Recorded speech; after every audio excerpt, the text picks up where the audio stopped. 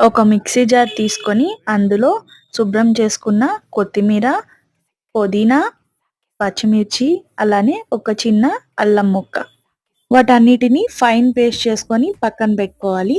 ఈలోపు మరొక బౌల్లో చింతపండుని నానబెట్టి ఉంచుకున్నాను. ఆ చింతపండుని రసం చేసి ఒక బౌల్లో వేసుకోవాలి. మనం తీసుకున్న చింతపండుకి తగినంత వాటర్ వేసుకొని ఫైన్ పేస్ట్ చేసుకొని పుదీనా, కొత్తిమీర, పచ్చిమిర్చిని పెట్టుకున్నాం కదా, ఆ పేస్ట్ని చింతపండు రసంలో కలిపేసుకోవాలి.